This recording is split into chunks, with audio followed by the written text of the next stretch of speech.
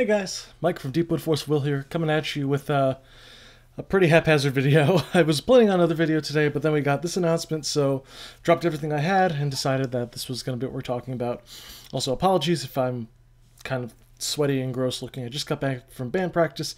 I can't hear anything, I have no voice, but this news was too big for me not to talk about. So, as you can see on the screen here, we have the official Force Will ban list update for March 2nd. First of all, I just want to let you guys all know these bans will go into effect on March 9th, the release of the next set, Time Spinning Witch. So without further ado, let's jump right into it. We get a very nice message here from Force Will Company. Not sure if either Jeff wrote this or somebody else translated AG, or no idea who wrote it so far, but again, it says, "Hello rulers, this is the big day. This is yet to be released cards may be too powerful. Potential threats." Yeah. So they're saying that going forward, they'll be looking for like potential threats coming up in each of those sets, which is a fantastic thing to do. Like, knowing that the design team made something a little bit too powerful and having a watchful eye for that is awesome, and definitely glad to hear that. And we can definitely see that they're looking at player opinions. So, going forward, here's the ban list. New Frontiers. This is one that we actually had not technically been promised.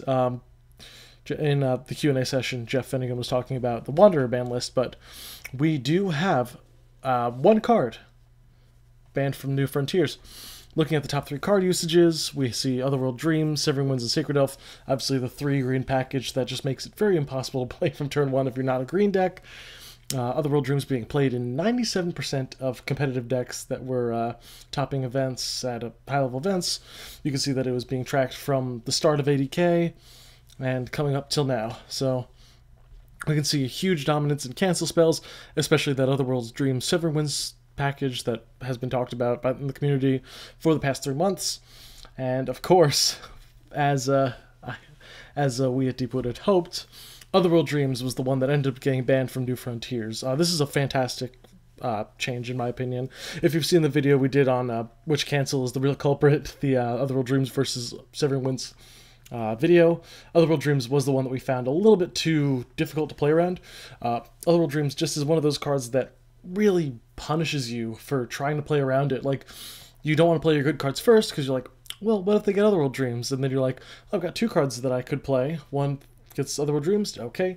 Play the second one, gets Severing Winds. So Otherworld Dreams just opened up a very unfun playstyle. So, also another thing about Otherworld Dreams is that a lot of people always had questions on it.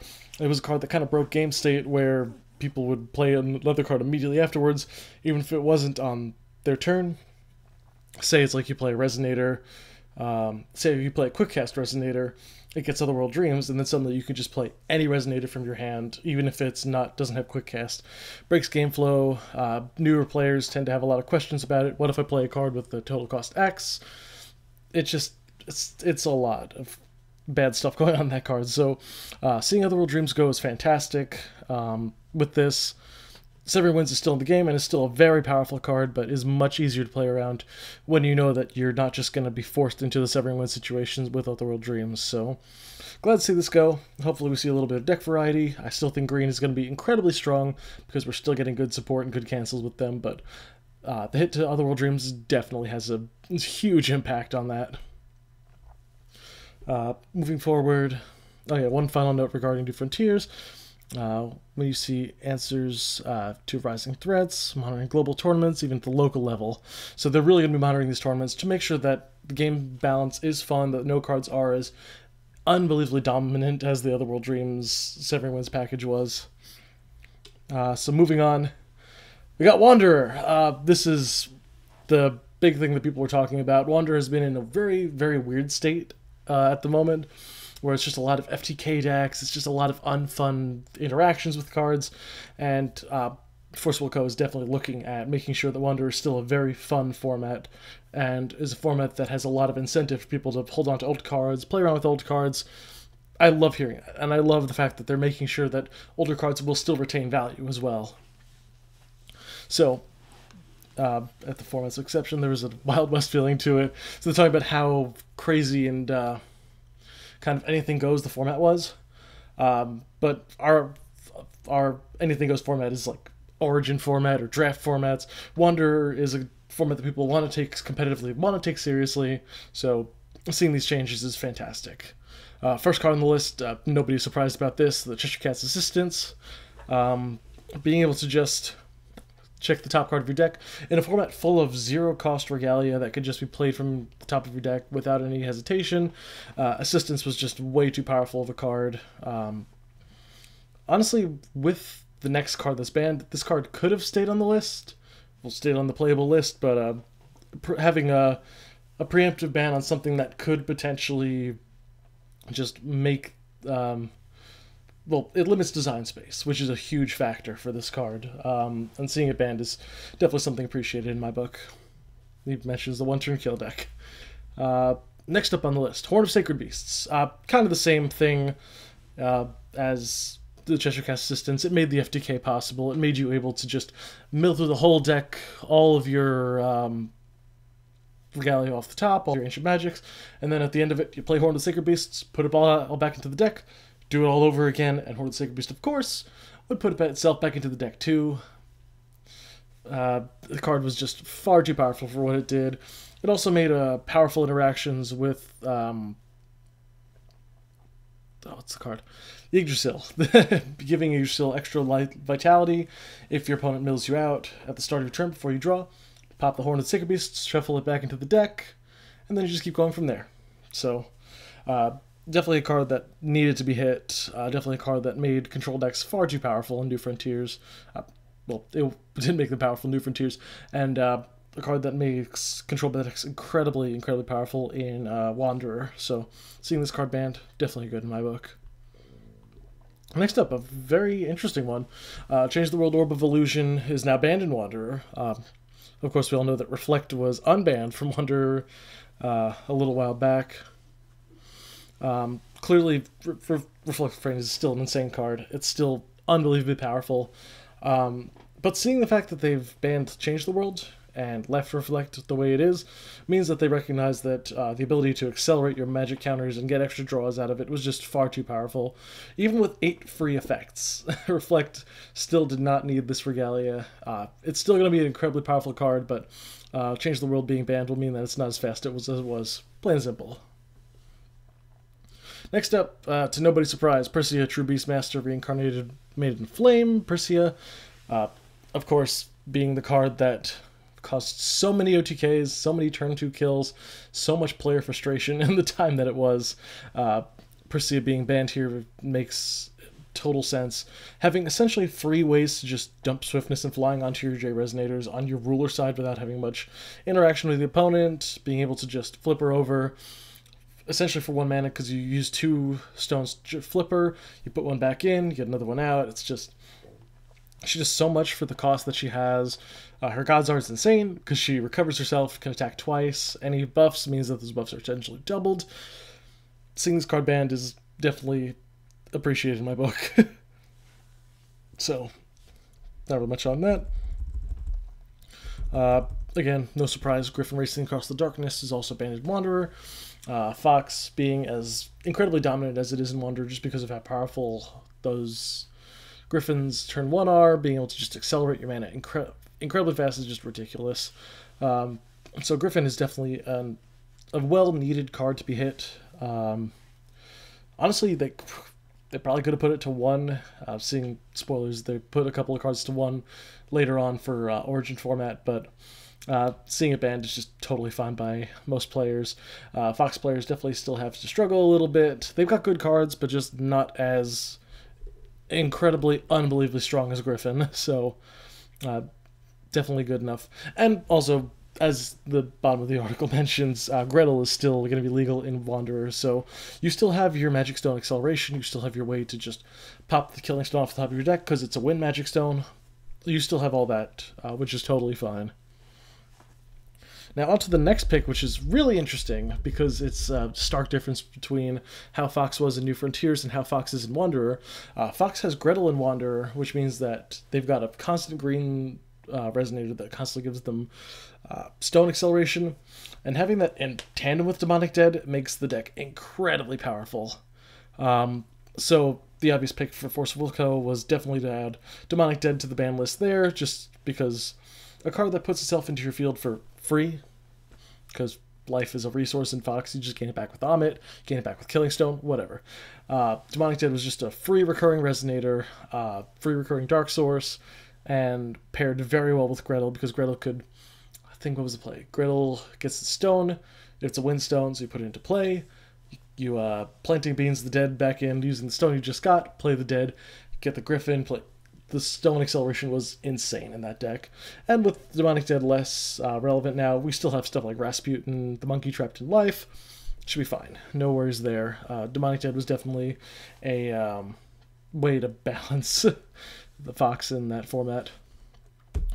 And then the interesting one in our book, Severing Winds. Of course, this card is incredibly powerful, and is incredibly powerful in Wanderer because it works in tandem with the mass amount of cancels you have in that format.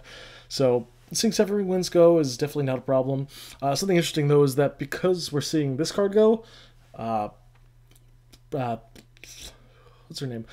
Persia, Feetsing. That's the one. Feetsing Gwyber decks are still going to become, like, an incredibly powerful deck. The one thing that shut down Gwyber really, really hard when it was still a powerful deck in New Frontiers with Alice and Lapis Cluster was the fact that Severing Winds came out. You couldn't play your Gwybers because they would just get Severing Winds done turn 2, turn 3 for nothing. So you wasted your whole turn trying to get these 12-12 flyers out, only for them to just be put directly to the grave. With Severing Winds going, we could see Feetsing Gwyber decks coming back, which is actually totally fine just because there are so many ways to combat Feetsing Gwyber in Wanderer. Especially a card that I'm thinking of in particular, Shisano was still there, which is fantastic. So there's that. So seeing Severing Winds banned is definitely a good thing. Otherworld Dreams still being in Wanderer is interesting just because you have that, but not Severing Winds. Veteran players who are looking to pick up into Wanderer will now know, how to play around Otherworld Dreams without worrying about getting Severing after it. So it definitely gives both formats a very distinct feel versus each other, which is cool. And I think that's very well appreciated because you're really differentiating between Wanderer and New Frontiers when you have two very powerful cancels, both which have been banned in their respective formats.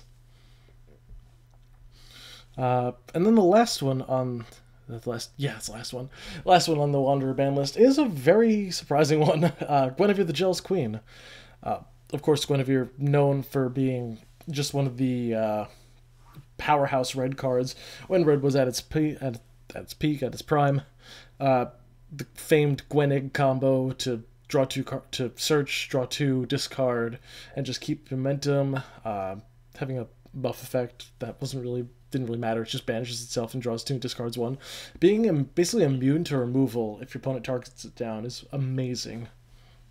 So I definitely see the reasons why Guinevere was chosen as the card, just because it adds a lot of life to Reanimator, damage outlet, it's a discard outlet, it's all the things that you see down there.